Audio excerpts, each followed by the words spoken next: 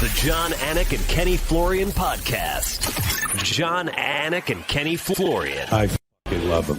I can't get enough of them. Let's hear that Boston next. Big jab there from Duffy, and Frank Mir is hurt now. Down goes Duffy out cold. Frank Mir does it again. Rock'em sock'em robot here. Oh my goodness. Hyperbole. There are a couple of absolutely self-involved bullshit artists. Here are your hosts, John, Anik, and Kenny Florian.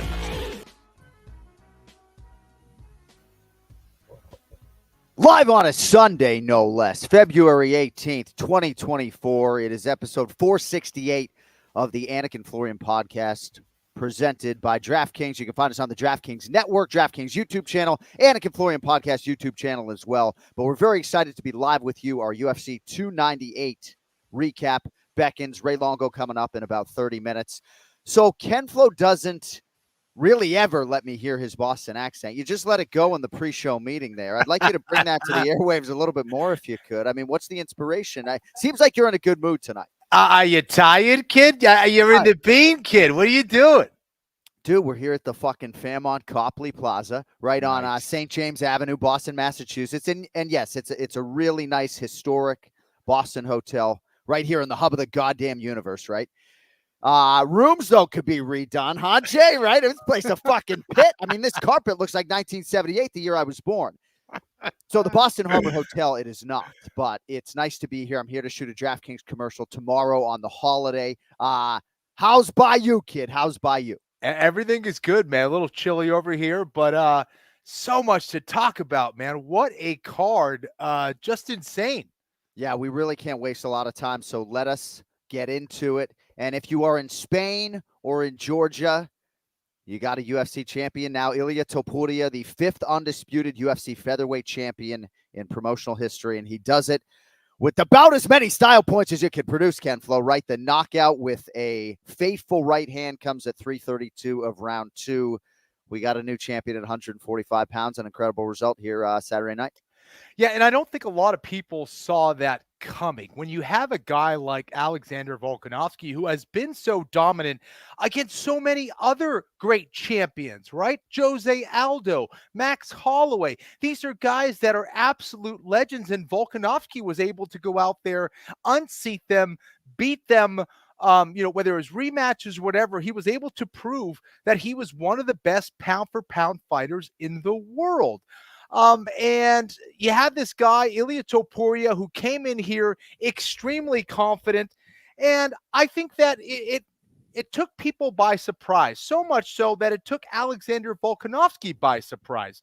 I think that, sometimes the mindset that we have going into certain fights as a former fighter can either make us or break us. And I think Volkanovski went in there with the mindset of saying, yeah, this guy, he's undefeated, but look what I have done. I'm going to go out there and teach this kid a lesson. And I think that was just the wrong mindset. I don't know if that's I don't think that has everything to do with the why he lost. I don't think that's the sole reason. However, it certainly plays a part. When you are going to battle, you have to take it extremely serious. Like, this person is trying to take my land. This person is trying to go out there and kill me. And because of that, I need to go out there and not treat this guy as just some nuisance, right? I need to go out there and destroy this man and be ready for war. That's the kind of mindset you need to have for each and every championship fight in the UFC. It is a murderer's row at 145 pounds. And you look at throughout history, whether it was the Brits saying these colonists from New England are this nuisance and we're just going to squash them. Didn't work out that well. The Russians with the Afghanis way back in the 80s, they thought, we have to take care of these guys. It's going to be an easy war. No, it does not matter. Everybody is a threat out there. I think, for me, I just didn't like the look when Volkanovski came out there. He just seemed a little bit too relaxed for my liking. Even the fact of having Zuckerberg in there, and we were kind of joking about it in the chat. But man, why do you have something that could be some kind of a distraction for a world championship fight against a killer like Ilia Topuria? Why would you do that? I don't know. I love your opening comments. I am going to go into our chat thread and just read something This is from Kenny Florian. Can't go into a fight against Ilia Topuria looking to teach him a lesson. To do that means he's not a threat. You got to go in there to fucking win and be ready to die. Didn't think that was Volk's mentality, way too casual. And I agree with a lot of that, Kenny. So did you hear me on the broadcast? And I've said this before, but say like, man, like, why am I more nervous than Volk at the start of this fight? Yes. And certainly that dovetails with previous Volkanovski visuals that we have seen before championship fights, and he has realized success. But largely, I agree that this whole narrative was that because Ilia Topuria was calling for an early knockout in the fight, that maybe he wasn't giving Volkanovski the respect. And yet, reciprocally, it was maybe in some part, whatever percentage, Volk wasn't acknowledging the speed and power threat in front of him. The kid who has been doing Brazilian Jiu-Jitsu since 4 years old, the kid who has been Greco-Roman wrestling since 7, which would give him 20 years effectively of wrestling in his life, even though he's 27. This calculated killer that walks into a room looking like James Bond / Kenny Florian built into one. Just an incredible new champion. And there are just so many different angles to this, but I want to stay on Volkanovski if we could. These are comments from Volk Ken Flo as to whether or not he was surprised by anything in the fight and the potential for an immediate rematch with the new Spaniard champion.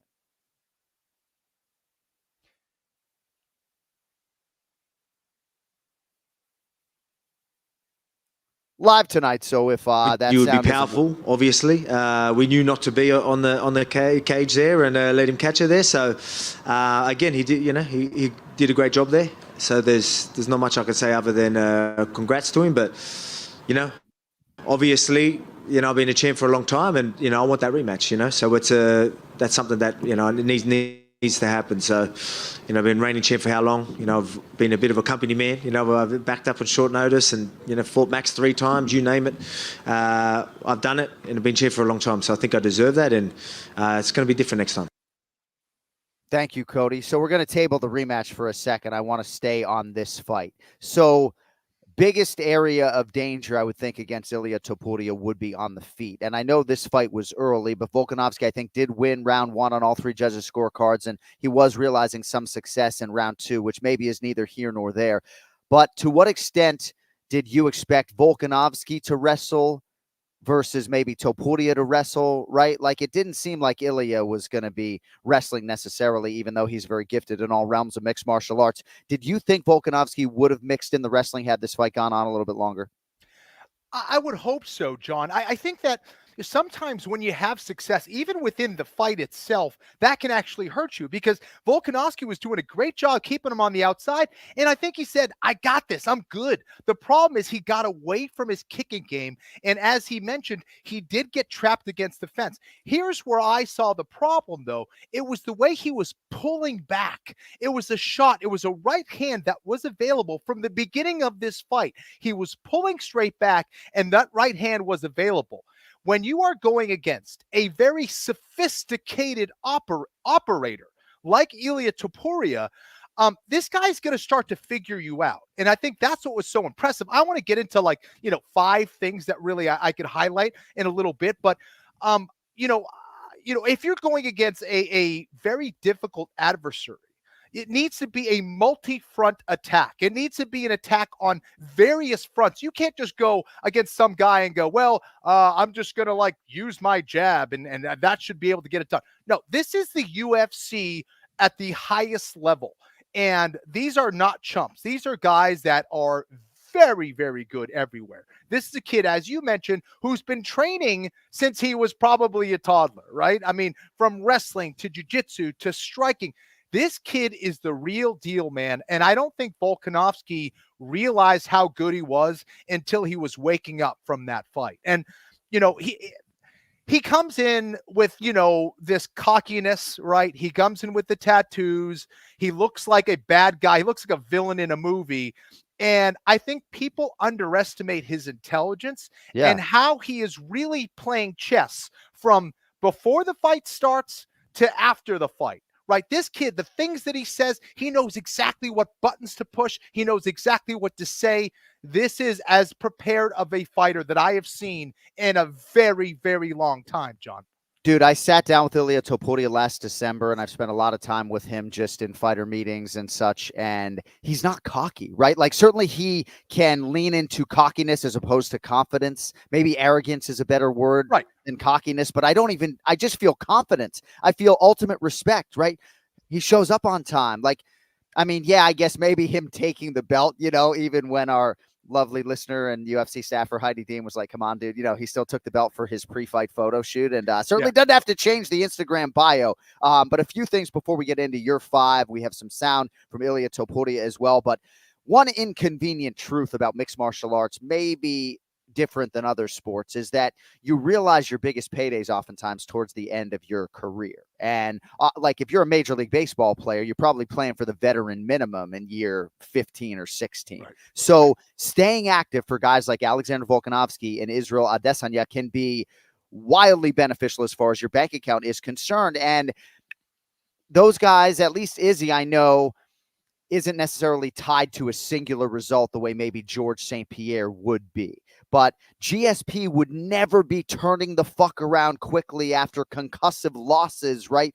He would be taking every single championship fight as the utmost challenge, and 9 straight championship fights for Alexander Volkanovski. Great experience, obviously, to have a crew, but sometimes that can work against you as well, just being so active, training camp after training camp, and then no training camp for Islam Makhachev. If I could, I would like to hear Ilia Topuria on the actual fight with Alexander Volkanovski. Right? I mean, obviously you had a lot of respect for him. All 3 judges actually gave him the opening round. What did you think about the first 5 minutes and how he was as an opponent versus what you expected to see? First of all, I don't need the judges. When I'm fighting, they can go and take their time to break and rest a little bit. But yes, man, the guy was really fast, very, very fast jabs. His movements, I don't know, with his kicks, he surprised me a little bit. It took me a little bit of time to study him, and I had to knock him out in the second round. That's some really telling stuff there. Revealing from Ilia Topuria. Ken Flo, your thoughts? Yeah, man. Again, just a very, very smart fighter. And I guess let's get to it because, a lot of people are asking, like, what can be attributed to Topuria's success? Well, it's really 5 things for me. The one thing that, comes first to mind for me is his composure. And if you don't have the experience of, say, someone like Alexander Volkanovski, then, man, you better have some damn composure. And his ability to kind of stay calm, right? And maybe he didn't start well, but boy, did he finish well. Similar to his Georgian compatriot there, Merab Dvalishvili. The other thing was just proper positioning. His power, his balance, all comes from his stance. He's extremely patient. He's never putting himself out of position. He's not throwing himself off base, just seeking the knockout. He does all of those fundamentals extremely well. All the little things that a lot of people probably don't notice. It's not very sexy, but man, this is a guy with a lot of substance to his game. Number 3, his MMA IQ. It's what allows him to see, read, and adapt during a fight.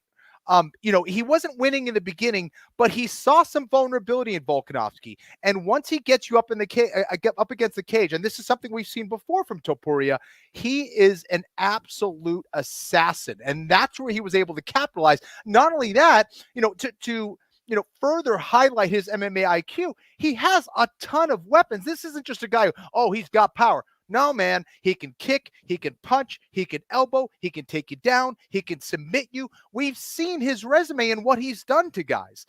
So he has all these weapons that can be deployed in a variety of ways. And then we have to talk about his rhythm. And I think this is something that a lot of high-level fighters don't understand. He goes out there and he kind of has this slow rhythm. And what he's doing is he's giving you a pattern. He's showing you, this is how I'm moving. I swear, I'm just moving nice and slow. Nice and slow. And then he changes the rhythm. He explodes out of nowhere and he will try to catch you and he lures you in. It's almost like this, hypnotizing mechanism that he likes to use. And man, is it beautiful to watch that footwork, how he goes to kind of looking like he's moving slow. And then he kind of, changes up that rhythm out of nowhere. It's just beautiful. He makes a pattern and then breaks a pattern. And then number 5, it's his execution, man. And that is something I'm not sure you could really teach. You need that mindset. You need that killer attitude that when it's time to take that dude out, and when you see that window of opportunity, you go out there and do that. And all the greats have it. Ilia Topuria may be one of those greats. Masterfully put. Yes. And I think execution and focus and mindset sort of all tied together, but just a picture of focus and composure all week long, and just marveling at the calculated nature, really, of everything coming out of his mouth, and everything that he said about the fight sort of materialized as well. He's a much naturally smaller man, I think, than Volkanovski, just in terms of like backyard shed type girth, which he doesn't have. But oftentimes when I'm sitting doing these press conferences, or standing, I should say, I'm looking at like hand size, man. And relative to the size of the man, he's got huge mitts, and he has natural power in terms of that consequential touch that maybe Volkanovski doesn't have. Now, this is really hard for a lot of the fan base, especially our young fans, Kenny. They love Alexander Volkanovski, and I do feel like if you are a fan of specific fighters, you can absolutely relate to this. I've felt a lot of that from the fan base. So we could certainly spend a quarter of an hour talking about Volkanovski's greatness and what he can do in a potential rematch with Ilia Topuria. But I kind of want to keep it on Ilia for a second, because he was one of 5 fighters from Spain to have ever fought in the UFC. And not only is he all of the things that you described technically and personally and professionally, but he has the chance to just open up this country and lead to just a totally different, like, mixed martial arts era in a pocket of the world. It's very exciting to think about what this singular result could do for our sport, if I could call it that. He's a promoter's dream. And John, I think that's what makes it so impressive, right? So, and a lot of comparisons have been made to Conor McGregor, and rightfully so, right? I mean, how many champions have we had from Ireland? How many champions, how many great fighters have we even had from Spain? And for him to do that from a small pocket in the world and get it done in this fashion is extremely impressive. And a shout out to not only Ilia and all the work he's done, but his coaches. Of course, they got to be doing something right over there.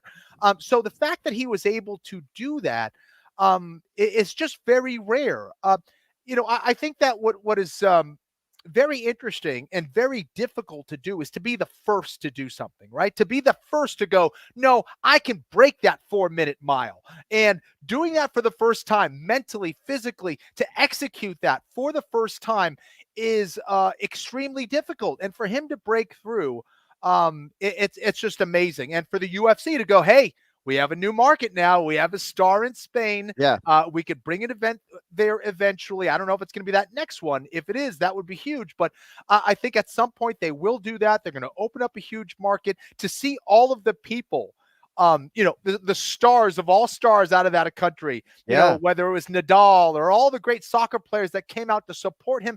It says a lot, dude. It says a lot about how much they're behind this guy and how much of a star, how much even bigger of a star he could be. And I believe I heard our COO, Lawrence Epstein, suggest that other than Americans, it was residents of Spain who bought the most tickets to UFC 298. Wow. Who knows? I think Volk's fan base is such that even if it wasn't Aussies traveling, there are just a lot of Volkanovski fans out there. So Ilia Topuria 15-0. And yes, his coaches, Clement Club, brothers, I believe, Jorge and Agustin, who is a 5th degree Brazilian Jiu-Jitsu black belt. Those guys are going to start to get their much deserved shine. So congratulations to the entire Clement Club. I asked Ilia what changed in the preparation from this fight compared to the Josh Emmett fight, which was June of 2023. He said he changed the diet, farm to table. Everything was organic. But other than that, sticking to what has got him here, which is just to, be the hardest worker in the room and do all the different things that you need to do to maintain all of these skills. He said Volk does a lot of things right, but when it comes to mixing it up, I'm the best. He certainly proved to be the best. He said Volk doesn't have KO power, and I would submit certainly doesn't have the KO power that Topuria does, with all due respect. Let us hear now from Ilia Topuria on a potential rematch with the no longer reigning Alexander Volkanovski.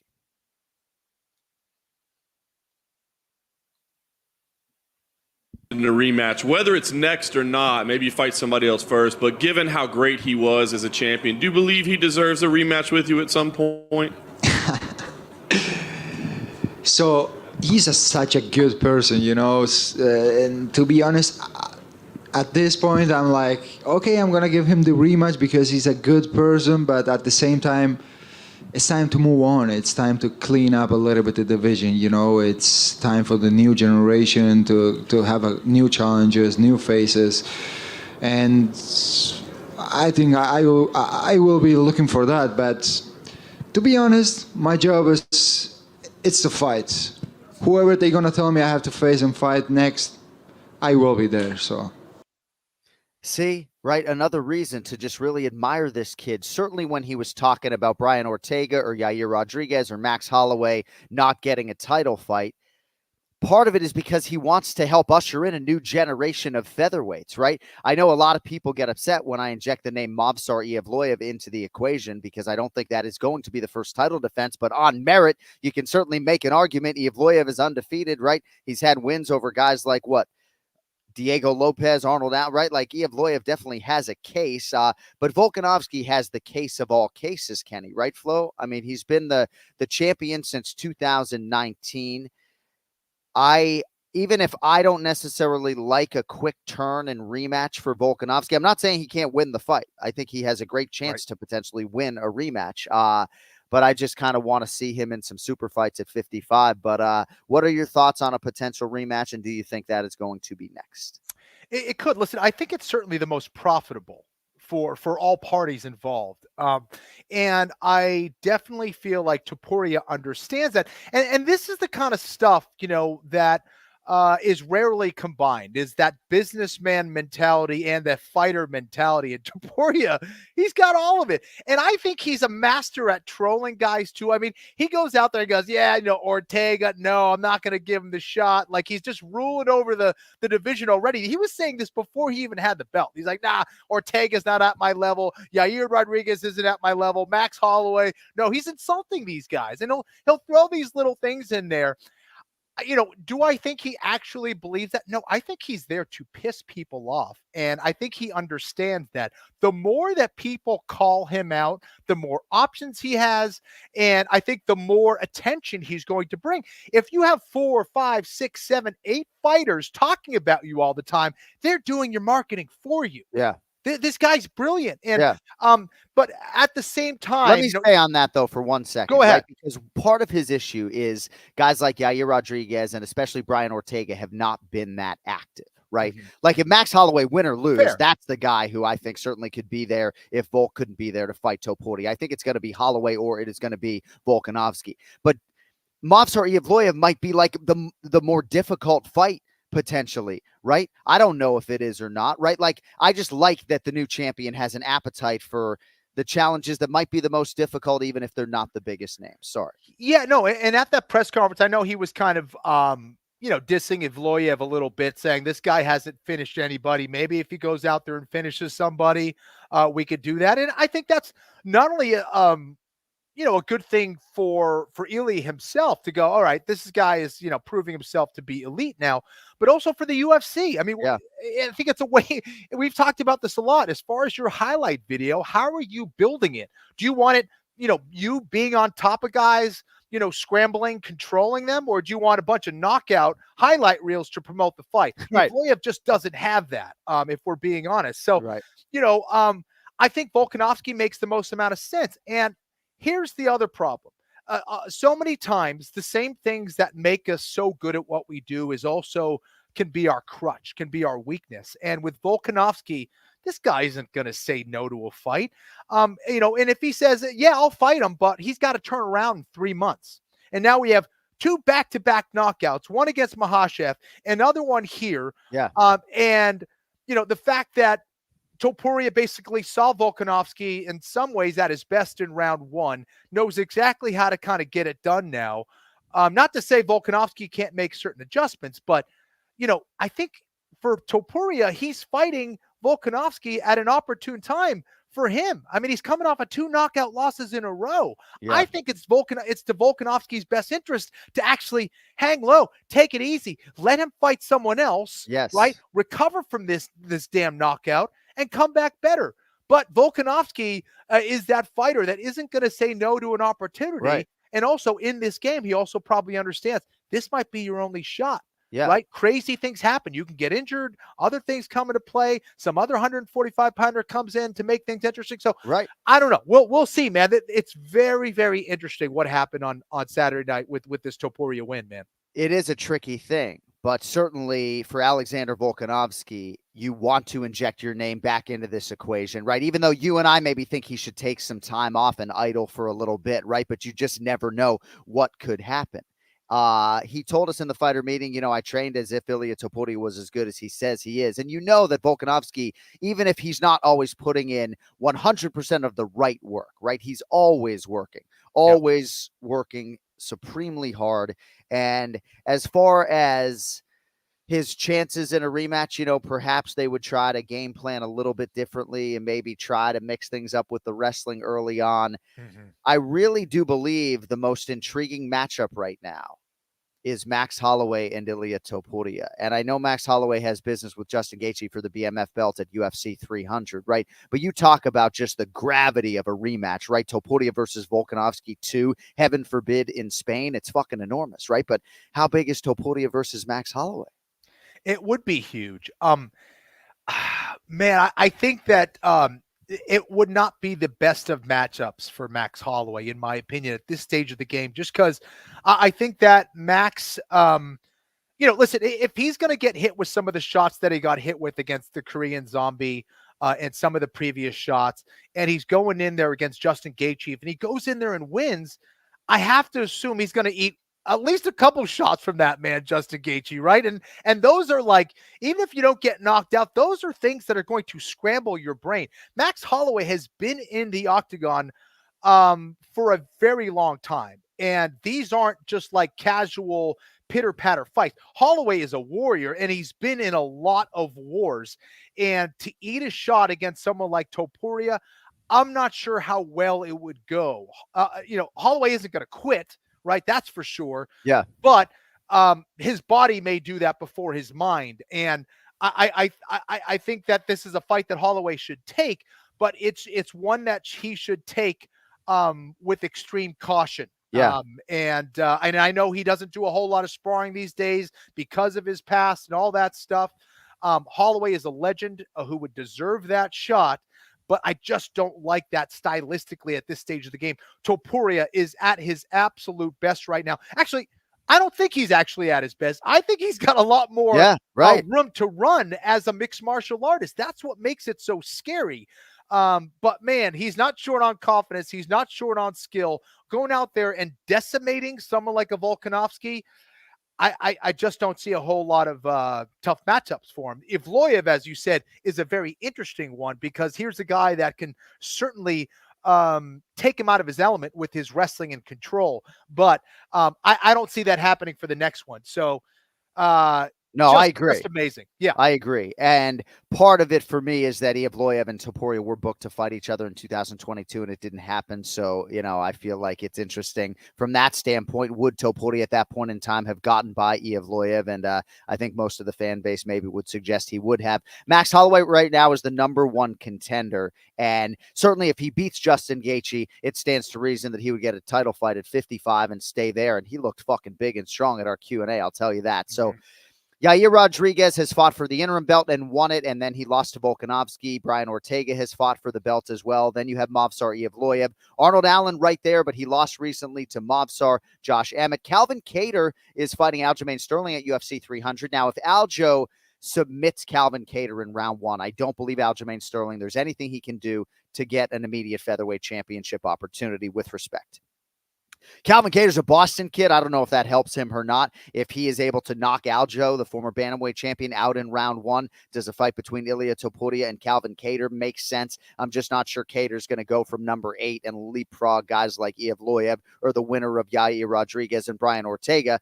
And I know I'm being a little bit long-winded here, but Yair Rodriguez and Brian Ortega, how soon can they turn around after what happens potentially violently between those two over 25 minutes, right? 5-round co-main event next weekend. So there are a lot of different possibilities, I think, at featherweight. And then there's Sean O'Malley. And I am not a fan of this equation at all. We sit here on February 18th. Sean O'Malley has yet to defend his UFC bantamweight championship.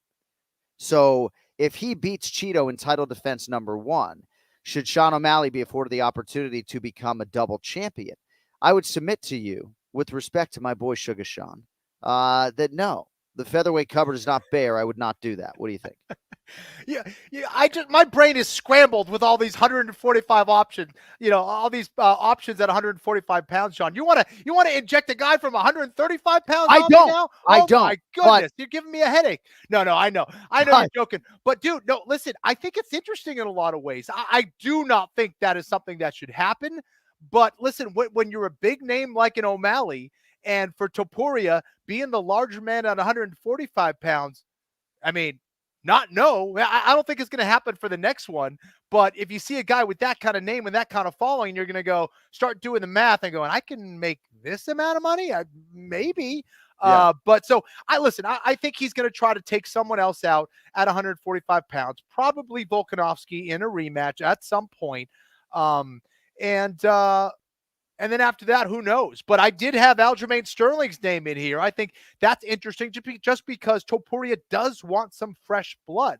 He does want something. You have Aljamain Sterling, one of the best bantamweight champions of all time, now coming up to 145 pounds. If he's able to get a dominant win over Cater, who knows? I would think, if he has maybe another, they probably would take another one after that, something dominant, some kind of finish.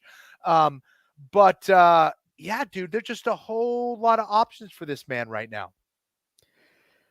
Incredible result at UFC 298. Congratulations to Ilia Topuria. We will have plenty more on that with Ray Longo. We are just getting going on our UFC 298 recap here on the Anik Florian podcast. Longo coming up in about a minute or so. But Lucy is upping the nicotine pouch game with breakers. Pouches packing a little something extra inside. So what are Lucy breakers exactly? Well, if you know your pouches, you know the nicotine doesn't hit immediately and neither does the flavor. Well, the geniuses at Lucy came up with a brilliant way to fix both of those problems. They put a mini liquid capsule inside each breaker's pouch. You grab a breaker's pouch, break the capsule, yes, with your teeth. Makes a really satisfying pop, actually. You put it in your lip and enjoy the immediate nicotine and flavor release. It is a new kind of pouch technology, and it's only available from Lucy. 100% pure nicotine, 6 delicious flavors, including unique ones like apple ice or espresso, and also some classics like mint or mango. So break up with your dusty gas station pouches and go to lucy.co/AFpod and use promo code AFPOD to get 20% off your first order. Lucy offers free shipping and has a 30-day refund policy if somehow you change your mind. That's lucy.co and use code AFPOD to get 20% off. And as always, free shipping. And here comes the fine print. Lucy products are only for adults of legal age, and every order is age verified. Warning, this product contains nicotine. Nicotine is an addictive chemical. All right. It's now time for the Ray Longo Minute. I want you to punch a hole in his fucking chest. That's what I want. The Ray Longo Minute. Starring Ray Longo. The John Anik and Kenny Florian Podcast. Celebration Sunday on the Ray Longo Minute. Ray, you're excited to be here. Oh, congratulations. Can you fix your headroom, please? Can you yes, fix your shot a little bit? There you go. There you go. Hold on. I wish I was in the home studio so I could hit the applause, but we like this little what do you call it? I like this new setup. Sounds good. You look great. Oh man, this is big. Let me turn this down a little bit. How we doing, guys? It's always good coming back a winner, no? Oh my gosh, we're not doing as good as you, man. Yeah. Yeah, if you could just keep your head in front of that light would be great. There you go. No, all right, so yes. Ray, we just spoke on the phone, but I'm going to say a lot of what I said to you here to sort of begin our conversation. Congratulations, Raymond. What a monumental win, 10 in a row for Merab Dvalishvili. If you have been following his entire UFC career, you know he very easily could be 12-0 in the Ultimate Fighting Championship. 10 in a row, double-digit winning streak at 135 pounds. Congratulations, man. Looks like he's going to get a championship fight. I believe Dana White said as much after the fact. And to say he is overdue or richly deserving doesn't even begin to describe it. Well done, my man. Congratulations. And well done to you guys. Just I love you guys. Look at that support. We love you too. Who was representing the whole week? Who was unbelievable? Longo walks into the fighter meeting wearing one of those undersold John Anik t-shirts, right? He's like, look at that. I'm like, oh God, this guy just dripping in support. But yeah, listen, man, you know what's crazy about Merab? You could see everything starting to align with his personality on YouTube is absolutely phenomenal to me. Because, you know, when the kid first walked in the gym 10 years ago, he couldn't speak English. Now he's making videos and I'm laughing my ass off about him. So, and it's going in conjunction with him winning and looking better and getting more fans. And John will tell you at that press conference, deafening. I don't know if he got the loudest applause, probably Volk did, but he was right there. All week. Fight night, press conference, weigh-in, official, ceremonial. He owned fight week. Yeah, it looks like he's aligned now with the way he's performing, with his personality. And you just, you know, when you know the guy, you can't be more happy for him. It's a guy that's been putting the work in since day one. I mean, and making the adjustments all along the way. I mean, the adjustments he's made back from the days of the Ring of Combat and some of his early fights is just, even in the UFC, phenomenal. And he is a classic example of win or learn, if that's the saying, because when he doesn't win, he makes the corrections, man. He goes back to the gym, makes them, and now he's on his way, man. Everything seems to have aligned for him. And you couldn't be happier. And I'm just, you know, like as a coach, I think I mentioned this to you, Joe, when we spoke. To me, this is going to go down as one of the greatest human interest stories in MMA. How these two guys formed a brotherhood and they didn't succumb to all the bullshit. They didn't sell out for $100,000. They put their friendship first. And now everything's working out. And they had to take a lot of shit for it. Aljo got tortured over it. Merab got tortured, whether they want to say it or not. Actions speak louder than words. We don't have to hear it. We could see it. And I think, you know, look, Aljo held to his word. He did, you know, I'm going to say he didn't have to move up. He wanted to move up. He wants to see Merab get that shot. This is a story that I think when you, like, if ESPN did something or somebody did it, is absolutely fantastic. And that'll never happen again because it's hard to get two guys that are willing to put their friendship before money. And I'm loving it as a coach, loving it from the culture of the gym, how people help each other.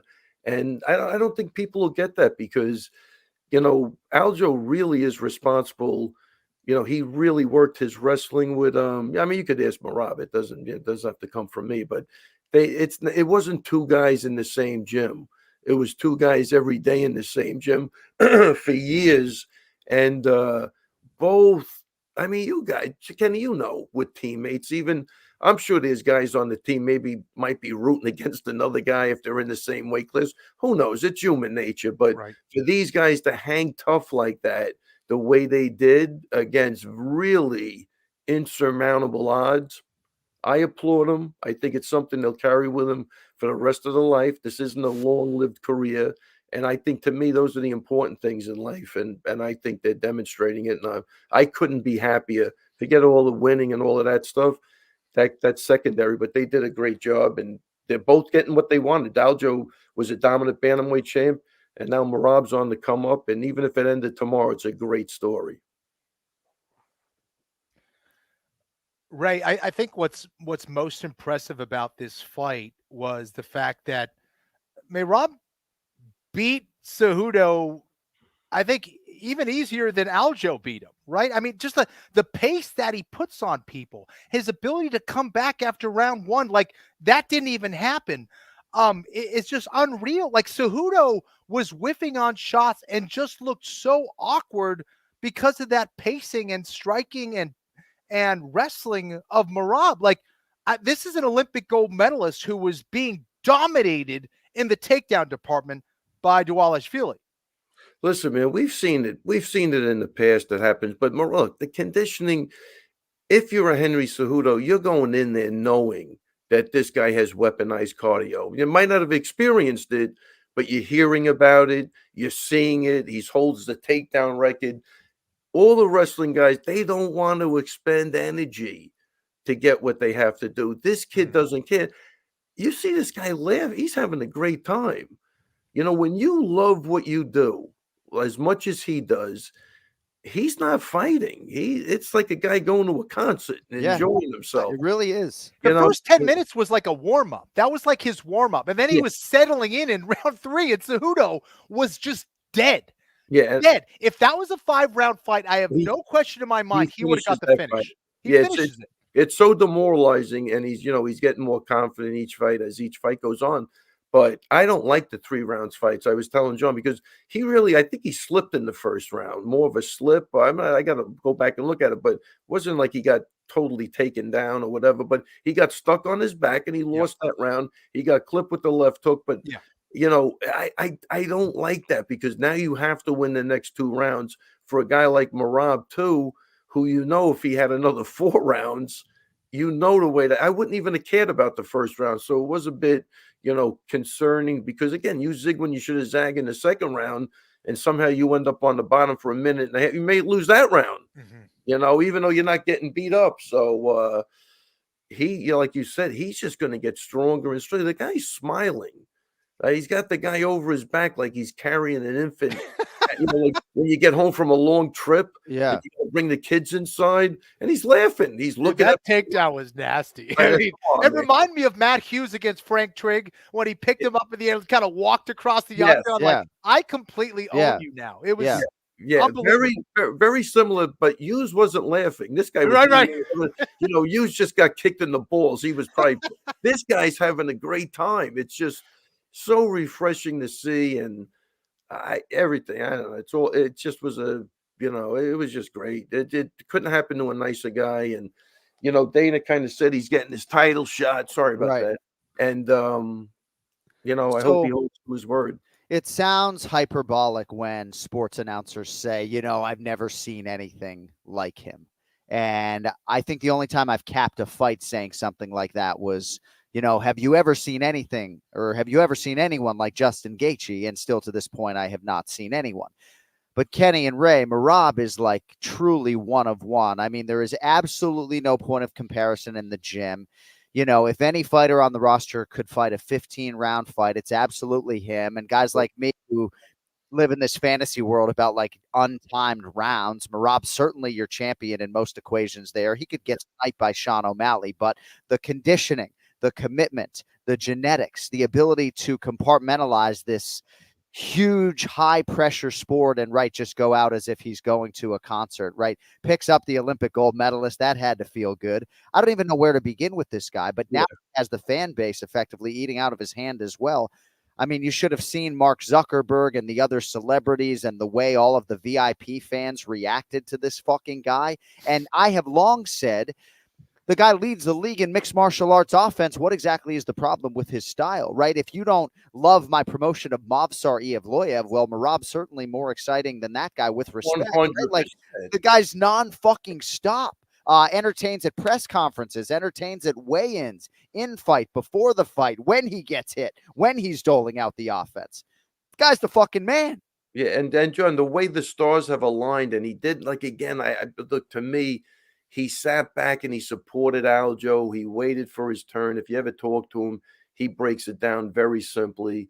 And it's just aligned with everything. The performance, his entertaining press conference, the videos he's putting out. Like, it just seems like the stars are aligning. I think he's going to be a huge star, because he's a super likable guy. You know what I mean? He's a super likable guy, and he deserves everything he gets.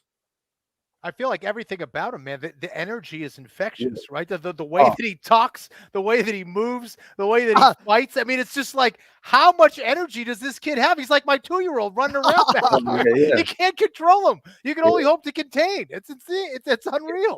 It's wacky and wacky. And again, I guess when you come from where he comes from, and you're having some success, you're just so grateful for everything that, look, he's got everything in perspective. Trust, that's all I could say. There's guys in there, they want to get one fight, get on Instagram, say this. He's in it because he loves to do it. He's going to be around for a while. Well, and he just had almost a year off, not by design. He had a very invasive hand surgery, if you don't know, in May. It's almost healed, but it's not quite there. So, Kenny, I want to lead with you on this, and then we can get to Ray. So, Sean O'Malley is fighting Marlon Chito Vera on March 9th for the Bantamweight Championship. Kenny, how do you handicap Merab's chances against Chito or Sean? Gosh, I mean, this guy is a tornado, dude, and you can't really contain a tornado. You just got to go along for the ride and hope for the best. And I don't the way he matched. So in that fight against Henry, I thought Henry was a really tough matchup, right? Just because of the wrestling alone. Well, that was thrown out the window. How are these guys supposed to stop the wrestling of Merab? How are they going to stop? Even his movement, it's unorthodox. It's tough to get a handle on him. And when you have guys like Chito, especially, who may not quite have the same kind of footwork as O'Malley, it's tough to get a handle on that style of rhythm. So I think he matches up extremely well against both those guys, who are phenomenal strikers. But of course, the wrestling tends to cancel a lot of that out, especially guys who rely on getting a certain pacing and getting into a certain rhythm. There is no rhythm to get a handle on with Merab. So I like his chances against both of those guys. In order to beat Merab, you have to be an insane wrestler and an extremely powerful striker. And if you have that, you still might be in trouble. Yeah, well put. He's definitely 100% awkward. I don't think there's a guy that's gonna consistently stop his takedowns. And again, if you look at the strikers he's faced, Marlon Moraes, Jose Aldo, Peter Yan, Cejudo's a wrestler and a pretty good striker. Right. He's seen it all. Now, O'Malley, lengthwise, knows how to use his length. He does a couple of things beautifully. Really, I love watching some of the things he does. But if you can't catch this guy, and I'm going to say he's got whiskers too, Kenny. Yeah. I mean, Marlon Moraes hits like a freight train. That left hook was brutal. And even though he was running around the ring, I don't think he was ever out of that fight. And, Henry hit him with a hook, that was nothing. But he did kind of buckle him a little bit, caught him out of place. But the Moraes shot was a freaking grand slam. Yep. He's walking through that, and that was years ago. And he's only now getting better with everything. So you add in a little more confidence, a little more technical ability. Right. You're not stopping the guy's wrestling. I don't see it, man. Listen, I'm going to tell you something. Guys do a shakeout before the fight. He literally fought Aljo 3 rounds. Penny, like fucking brutal. Little gloves on, swinging for the fucking fences. Like Aljo complains about my boxing class sometimes. Aljo, that's way worse what I just saw. Dude, they went at it 3 5s. So that's his second fight of the night. I'm not Kenny, that's a fact. That's not even made up. And I believe you, man. You could check with John Wood, you could check with Aljo. Full blown fucking fight. I go, Aljo, your cardio looks pretty good. We're in good shape. You'll fight that's in like 2 months. I mean, crazy. The guy's nuts. What a story. No drilling, just complete chaos in that fucking warm-up room. So I'm not kidding. I'm not. That's unbelievable. I'm underdoing it. That's unbelievable. That's amazing. Well, we'll have Merab Dvalishvili on the show at some point in the not too distant future. We'll ask him about that. His 79 takedowns now, 3rd all time in UFC history. When all said and done, stands to reason he will be the most accomplished takedown artist in UFC history. So congratulations, Ray. That's a fucking big one, man. I mean, that's a fucking big one. If you got anything else on Merab, I'll take it. I do think we minimize or at least under talk about some of his technical improvements because he's just the fucking machine, and there's so much to ingest. Dude, he just surpassed Clay Guida. Clay Guida's been in the UFC since 1988. I mean, it's crazy. I mean, how many? And he's hit a lot of takedowns in the UFC, man. That is crazy. Merab's just getting started. I don't think Merab's going anywhere, man. I think this kid loves to fight, and it's almost confusing to him why they're paying him. I think, you know what I mean? Like, you're paying me for this, right? Don't say that. Before we go forward, too, look, I want to give a big shout out to John Wood because he did his whole camp over there. And he did a great job, and if you listen to him, he doesn't try to change anything, just enhance a couple of things. So, he just to keep Merab focused and in training camp. I want to say thank you. I got to know John a lot better. We had a lot of laughs, and we got a couple of laughs that are going to carry on for the next 20 years that I won't even bother telling you like on the show, but some crazy shit happened. But yeah, so shout out to him. And, John Wood is a great man and not an ego guy. And I'm not at all surprised that you guys were able to work that corner so effectively. I would like to move along to a few other UFC 298 items. Ray, if we kind of exhausted Ilia Topuria and Alexander Volkanovski, but I would be remiss if I did not get at least a statement from you on the new featherweight champion, Ilia Topuria. Yeah, look, I love both guys.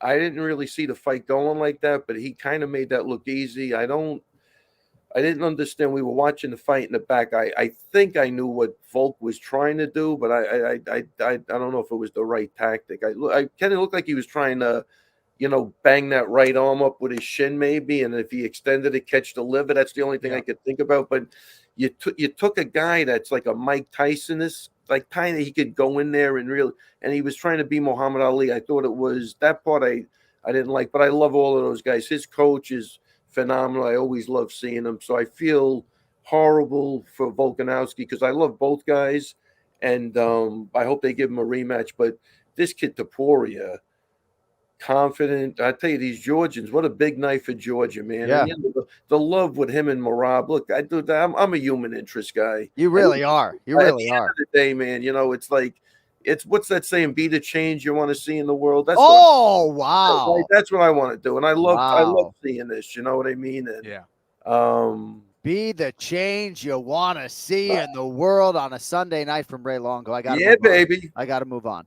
Ian Machado, Gary. By the way, we do have another episode coming up on Wednesday. That will include our Mexico City preview and a little bit more on UFC 300. But rest assured, we will get Ken Flo's thoughts on UFC 300, Alex Pereira versus Jamal Hill before we get on out of here. But Ian Machado, Gary is 7-0 in the UFC. He gets past Jeff Neal by split decision. I thought he won all 3 rounds, as did 2 of the judges, 30-27. Dissenting judge had it 29-28 for Jeff Neal. Ken Flo, if you could lead us off on Ian Machado, Gary.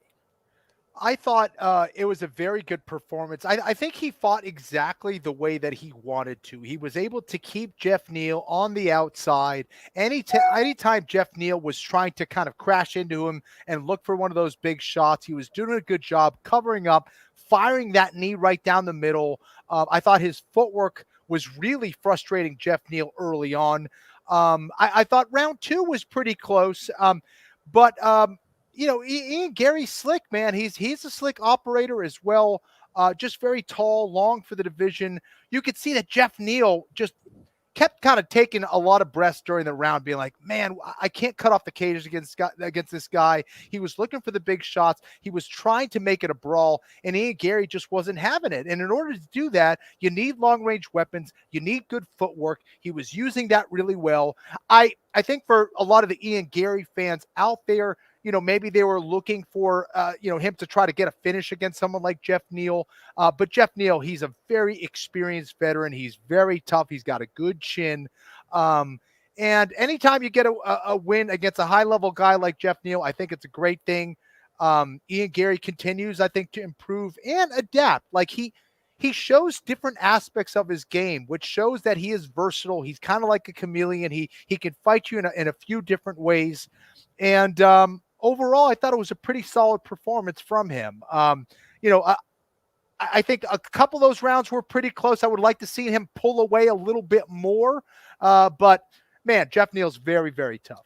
To that point, he came over to the broadcast table afterwards, and before the scorecards were revealed, he was like, I hate fucking judges' scorecards. So to your point, Kenny, he probably knew that it was a little bit too close for comfort, even if maybe you felt like he won all 3 rounds. I do, before we get Ray's comments, want to share an Instagram post from Jeff Neal. This is what he posted, just a big, bold-faced L, and he wrote, regardless of anything I lost, didn't do enough, promise to never give another lackluster performance like that again. I'm back on the grind on Monday. So Jeff Neal obviously was not at all happy with, I I think his overall output. And I think there was just so much mutual respect for the skills and potential fateful shots coming back from the other guy that both guys just were a little bit conservative. What's up, Ken Flo? Yeah, no, the other thing was Ian Gary kind of going up to the camp, like even before the fight, he walks over, kind of gives a little, pound to Jeff Neal, goes up to his coaches, kind of gives him a pound during the fight. A little too friendly. And I think that kind of threw Jeff Neal off a little bit. He's like, what the heck is kind of going on? And I don't know, he was kind of maybe able to kind of switch the mentality up a little bit, because prior to, I think, the press conference earlier this week, they didn't really like each other. Like Jeff Neal wanted to kill Ian Gary, and Ian Gary kind of was able to maybe play a little bit of mind game, go, no, we're friends, right? We're cool. I was just kidding, man. Like, so I think that took away some of the violence out of Jeff Neal in some ways. I don't know if it was just that, but I found that interesting. Ray, at some point, General Saif Saud was like, stop dabbing the guy up. Yeah, listen, look, so it was right after Merab's fight, so my adrenaline, my emotions I was still buzzing. Yeah. And I'll tell you, when they stopped buzzing, man, did I come down? I came down that hill. I've never experienced anything like that. I was like, where's the adrenaline? Wow. But so when I was in the back, I really didn't see. I saw a lot of Jeff Neal holding him against the cage, and then we'd go to another interview. I knew it didn't look like there was anything exciting going on, but those are the fights that when you're coming up, they're not always going to be knockouts, and you got to get past some tough guys. And he did a good job at that. He kept his streak alive. They're not all going to be gems, right? And if you have to do a fight like that, it's against a guy like Jeff Neal that could hit you with one punch and put you on skates. So, I kind of saw it. But I did listen to Ian Gary. I mean, the kid can talk. I'll tell you that. He's got infectious energy too. We were all in the press conference together at the end, and he's always a gracious kid when I see him. And so he got the job done. But I didn't really look at the fight like that because they were shuffling us around. But I'm just saying it's one of those fights that coming up, you have to be able to get past a guy like Jeff Neal, no matter how you do it, you know what I mean? And he accomplished that, and I think it's going to pay off dividends for him moving forward. At the post-fight press conference, Dana White was asked by a media member about this performance by Ian Machado Gary, and I think the media member suggested that maybe it was listless. We do have some sound, I believe, from Ian as to his performance Saturday night. Out of curiosity, from your point of view, footwork, speed, elusivity. If Jeff Neal was running at you swinging bombs, what would you do? You'd fucking run. Do you know what I mean? Like, that dude hits like a truck. My job is to make him miss and to counter. My job is to upset his rhythm, upset his footwork, and find avenues to take advantage of his mistakes. That was the best Jeff Neal we've seen today. He didn't bite on feints. He didn't bite on reactions as well as he normally did. And he hits like a truck. Do you know what I mean? The truth is, he slowed the fight down and grappled because he wasn't happy with the striking he was having. He slowed the fight down and tried to grapple and take me down. Another person who couldn't. And the truth is, my speed and my accuracy and my footwork, it just tricks people. And they're just on the end of my rope, and I just pull them in and I take advantage of them. So, look, say what you want, have whatever opinion you want. My hand got raised. I'm breaking records again. I'm doing what I do, and I'm still not done. I've got so much time to go. So, find me a lie in there, Kenny. Like, find me a lie. Yeah, I'll tell you what. Let me just jump in. That was really perfectly put. I honestly, by listening to that now, I just gained a lot of respect for that kid. He gets it. Like, I thought maybe he was more just a brash talking kid. That was a kid that gets it. And he's dead on with that. Whatever, he was dead on. That's the first time I heard that. I left before he got up there. He was there when we were talking, and there was some bantering while he was in the back. But that was beautifully put, and that lets me know that this kid does get it, man. That was huge. I just enjoyed the shit out of that. Absolutely, man. This is a martial artist who I think not only fight smart, knows exactly what he needs to do to go out there and win that fight. That's what you do against Jeff Neal. Jeff Neal was going to win that fight if you made it a nasty brawl. That's what Jeff Neal wanted to do. You never do what your opponent wants to do, right? So I think he is spot on. And at the end of the day, it is about getting a W. And like you said, Ray, not every one of them is going to be this finish. And this is a tough division. And Ian Gary is going to get better as he goes on. No question about it. He's accruing experience and octagon cage time. Kenny, in terms of their respective dispositions and confidence, Ilia Topuria and Ian Machado Gary, knowing you, Kenny, the way I know you, I think you'd rather have a beer maybe with Ilia Topuria. But Ian Machado Gary, bro, I'm telling you, I've done 7 fighter meetings now with the kid. And so I've heard a lot of this now for 4 years. Like, he's your type of fighter. Like, he really is. And one of his foremost influences right now in camp is fucking Damian Maia, right? Which do a lot worse than that, not to mention Diego Lima and Shoot the Box and that entire entourage, right? Like, I am not an envious person inherently. Like, when Charles DuBronx Oliveira walks in with the Shoot the Box team and their hair is all dyed and they treat each other like brothers and they're very affectionate, like, I want to be a part of that team, right? Like, if I spoke Brazilian Portuguese, that would probably be the team I choose, because I think that's the type of leadership that I maybe respond to.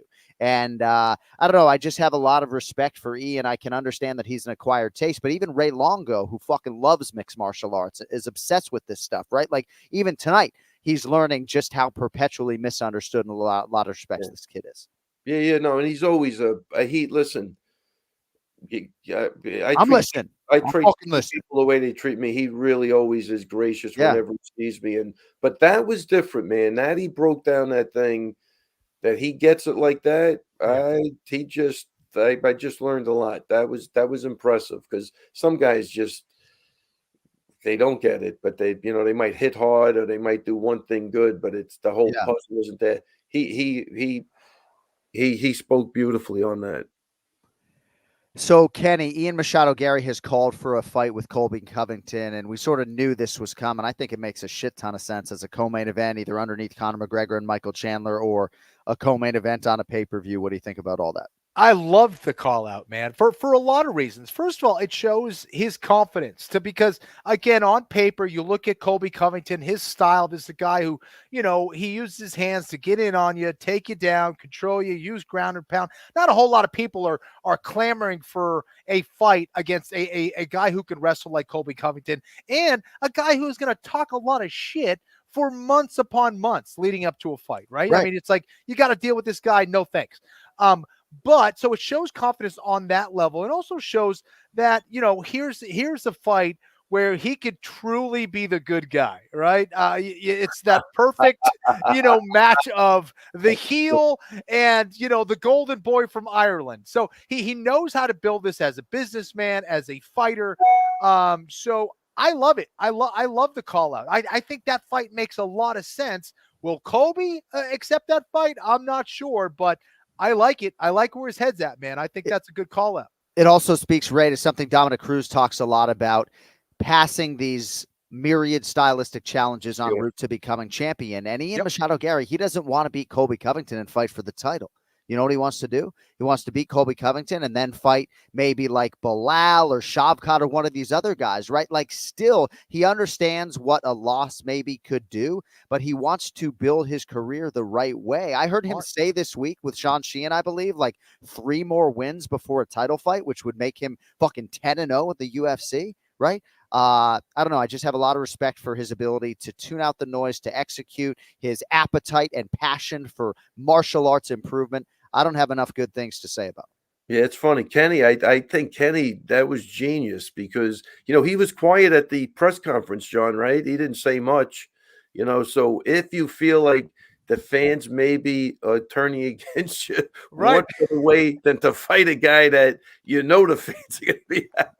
I love that. Was brilliant. I think that's brilliant. That really is a great take on it. I don't know that Ian Machado Gary's ever going to totally embrace being the heel, because it's just not who he is, right? It's hard to completely go that route for Colby Covington or Chael Sonnen, maybe not so hard. For Aljamain Sterling and Ian Machado Gary, it's hard to be the heel when you're not that guy, right, Ray? But look, look, knowing Aljo, he never wanted to be the heel. He never. He all his stuff was in self-defense of him just getting, tortured by people. But Aljo's a really nice guy, man. He was fantastic this week too. It was great seeing everybody, because Aljo I saw a lot.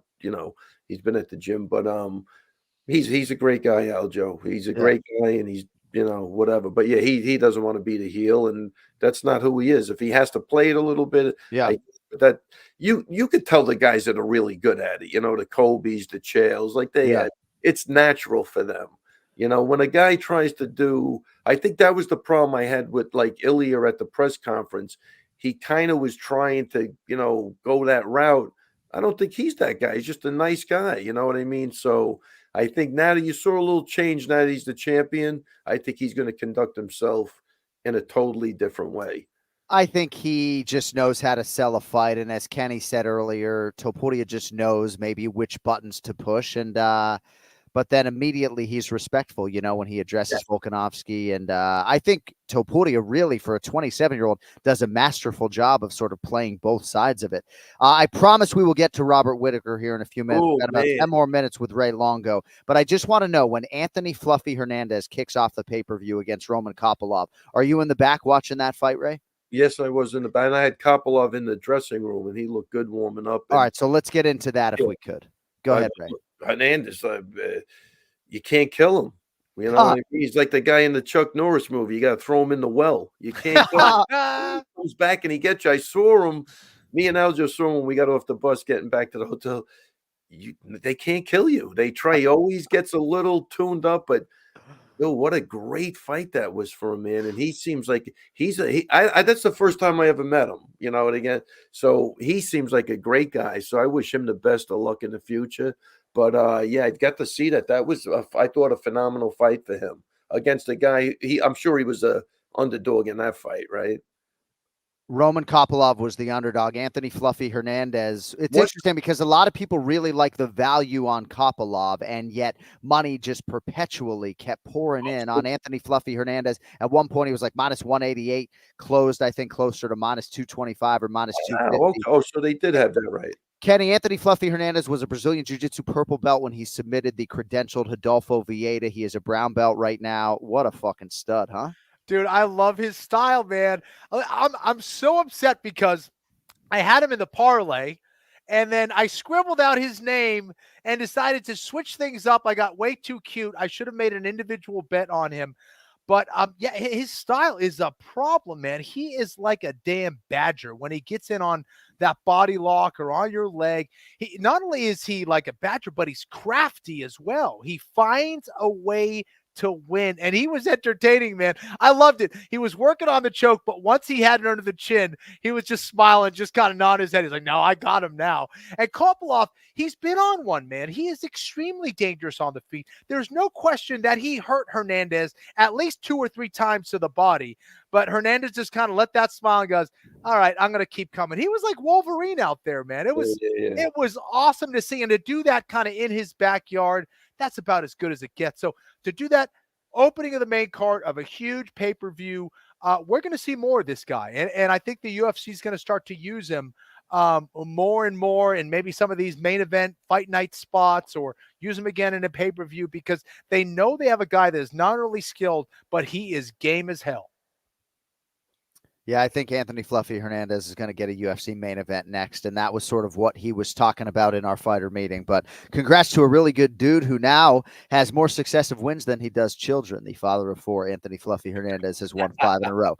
All right, Ray Longo, Robert Whittaker over Paulo Costa in a co-main event that was as advertised. And I said on the post show, when you look at this round 2 by Robert Whittaker, it sort of is a microcosm for the rest of his career, at least when it comes to facing adversity. He's on the wrong end of that vicious spinning heel hook or heel kick or spinning wheel kick, whatever the fuck, at the end of round 1.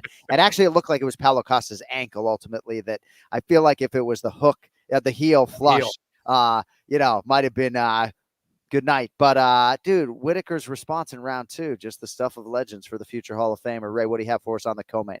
Yeah, just a great, exciting fight.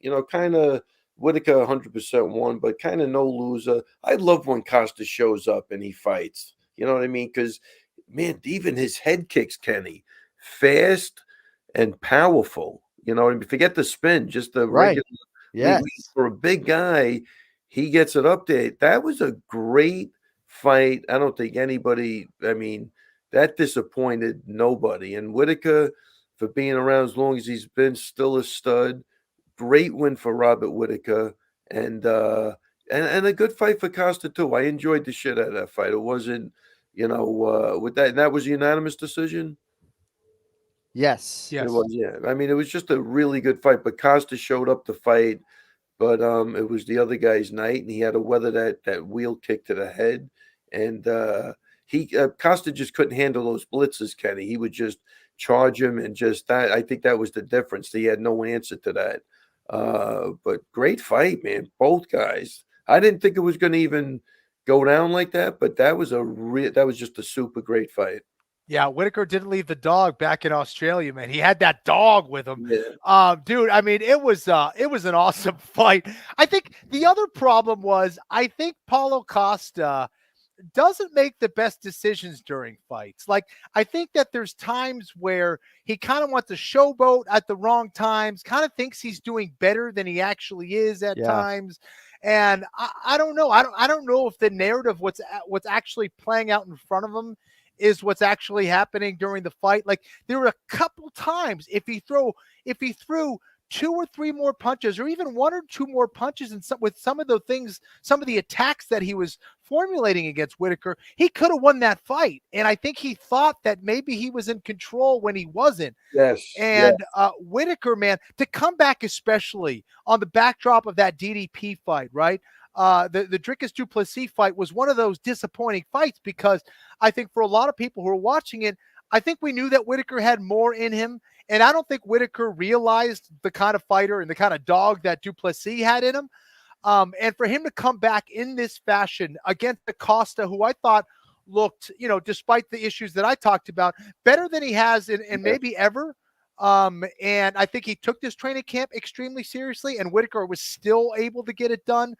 It showed that Whittaker was in it, and he realizes the opportunity that's in front of him with these new champions that are in the spots that they're at. Yeah. And I thought it was a perfect kind of scenario for him to prove to himself, hey, I still got this. I want this. And to prove to the fans in the UFC that, hey, I'm not going anywhere. I got the passion for this game.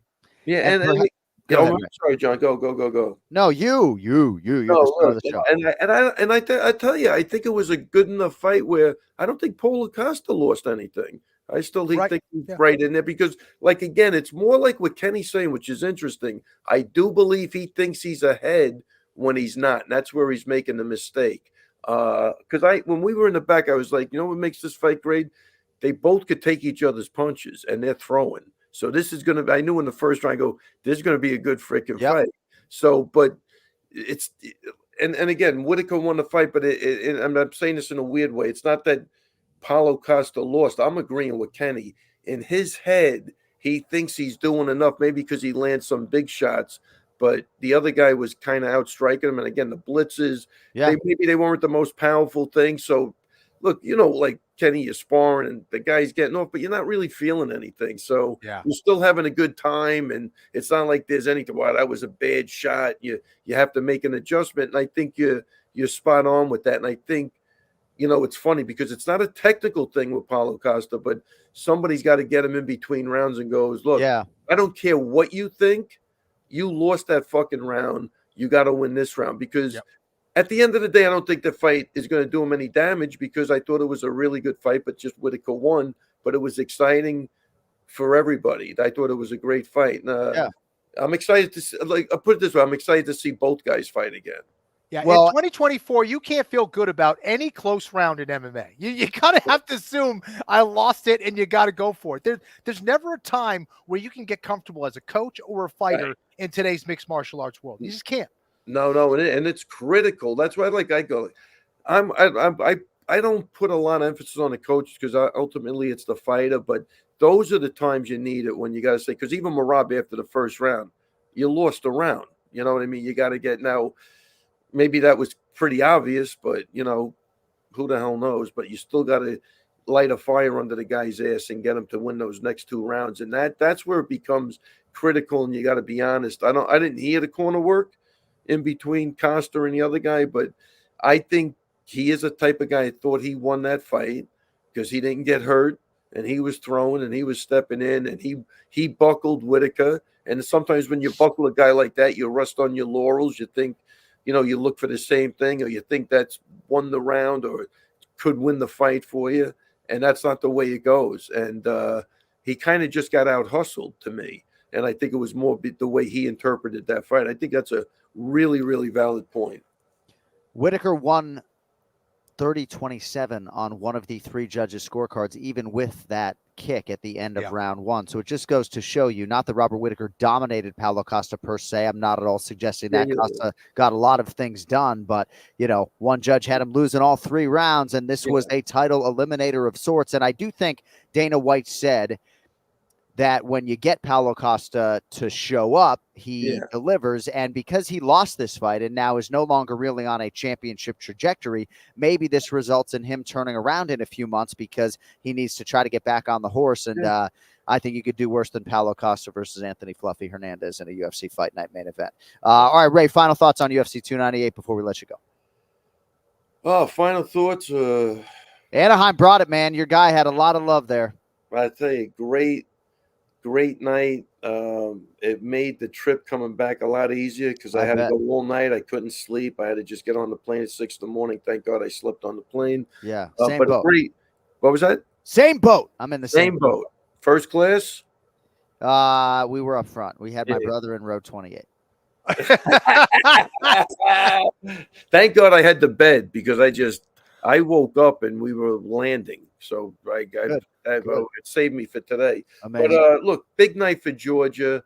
That's a great story. Those two guys, you see the love they have. It's just weird, man. I got about 10 Georgian people and fighters in the gym, and I did the most similar people in New York that I've ever seen in my life. They're really just nice people. And I think it was a big night for Georgia, big night for Merab, big night for Topuria. Big night for their respective teams, and I was happy to be a part of it. And I love watching this kid grow. And it was. When good. I think of New Yorkers, the first thing out of my mouth is not nice people. Brazilians, Georgians, neighbors, not New Yorkers. Be the change you want to see in the world. I might be from New York, but no one's going to say that about me because I try. Yeah, that's a good. I try to be different. I try to help people. You want to keep with that Boston stuff and be a hard ass and bust balls. Yeah. That's a good note upon which to go out. Ray Longo Minute every week here on the Anik Florian podcast. Congratulations on a big win, my man. It was great to see you. Appreciate the love and support, and we'll talk by phone this week, I'm sure. Yeah, love you guys. Let's do it for sure. But great night for everybody, and just great. Great. All right, take it easy, guys. Thanks, man. Yeah, Ray Longo Minute every week here on the Anik Florian podcast. Ken Flo, real quick, a few other notes on UFC 298 before we get your thoughts on UFC 300 and get on out of here. Danny Barlow undefeated on the early prelims. Oban Elliott with a big win. Zhang Mingyang, first light heavyweight from China in the UFC, a huge knockout of Brenjison Hibero. Rinya Nakamura, a Japanese prospect worth keeping an eye on. Marcos Rogerio de Lima at heavyweight, taking on and beating Junior Tafa. Been less than 20 knockouts in UFC history stemming from leg kicks, so congratulations to Pezao. But I want to get your thoughts on the featured prelim if I could. Amanda Lemos, congratulations to her surviving some compromising spots against Mackenzie Dern. One thing I just want to say, you just smirked, which makes me want to stop talking. But Mackenzie Dern, bro, when she was preparing for her UFC debut against Ashley Yoder, she was like crying and sparring and having a lot of, I think, emotional and mental issues. And look at the former Brazilian Jiu-Jitsu world champion right now. Say what you want about maybe some of the striking deficiencies, but she is a fighter. She is an absolute fighter, toughness, heart, never looking for a way out of there. You got to knock her unconscious to get her out of there. I just have a lot of respect for Mackenzie Dern stepping up here on 4 weeks' notice for Tatiana Suarez because she saw an opportunity to get the number 3 ranking. She doesn't get it, but I just really feel like Mackenzie Dern is all in a lot of respects and deserves some credit for that. She's had a baby, bro. You know she's tough. No, right. Listen. It was unbelievable, man. It was one of those things where you almost didn't want to see it go on at a certain point, and she was just too tough for her own good. But she still put herself in this spot to win that fight. I thought she was going to be out of it based on kind of some of those stories and things. But man, this isn't just some whiny jujitsu practitioner. No offense to my jujitsu friends out there, but she is a fighter through and through. That is clear, man. She could have won that fight a few times, and she could have done it after taking some massive shots against Lemos. Lemos was making some of the worst decisions that I've ever seen in a mixed martial arts fight.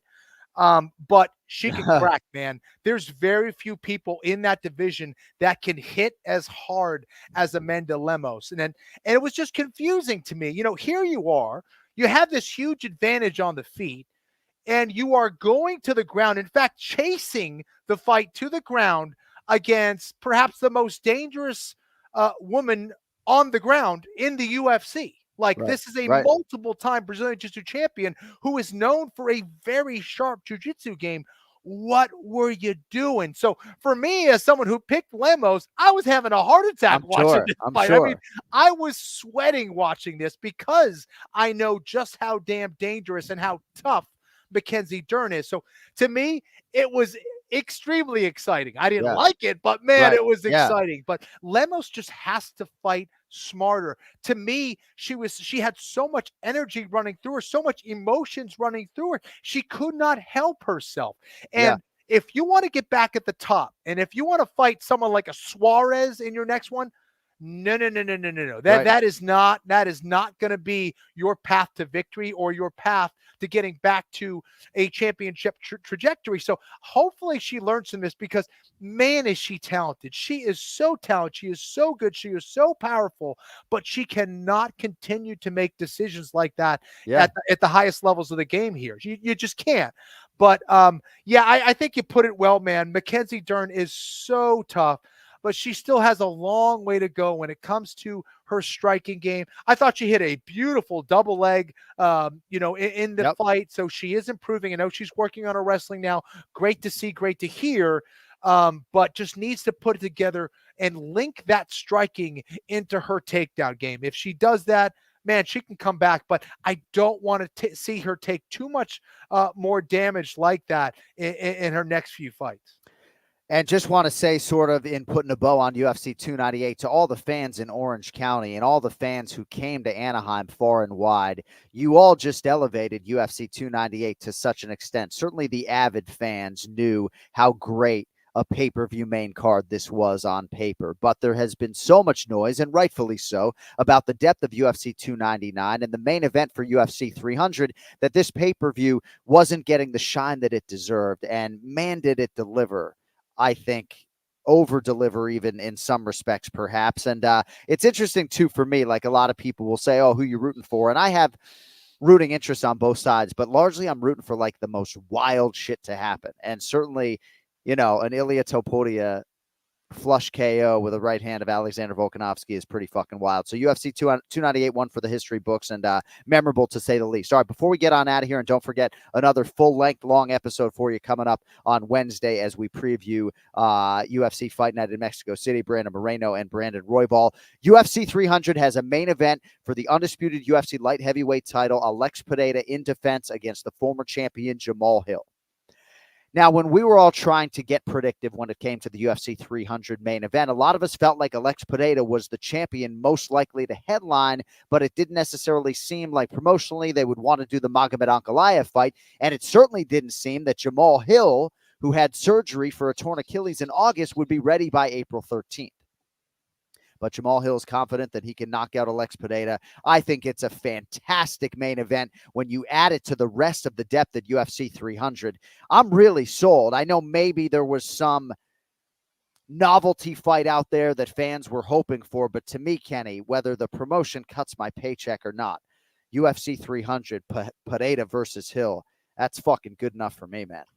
Well, I'll say this. Listen, I think the card is awesome, all right? It's a very, very solid card. I'm a little disappointed in the main event myself, if I'm being honest. And I'm just a little surprised with Jamal just because I didn't think he was going to be healthy, and he may not be, right? I think this is a huge opportunity for him.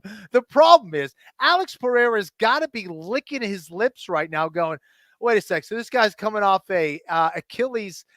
Yeah, he's coming off an Achilles injury, and my best strike are calf kicks. Yeah, I like that fight. Give it to me.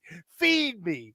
So in that regard, I don't see this one going the distance, even in regards to Jamal Hill, because this dude can crack, man. As far as his hands, his sharpness on the feet, you got to be extremely careful. But you need both of your wheels. You need both of your ankles to get that stability and get that power off the floor.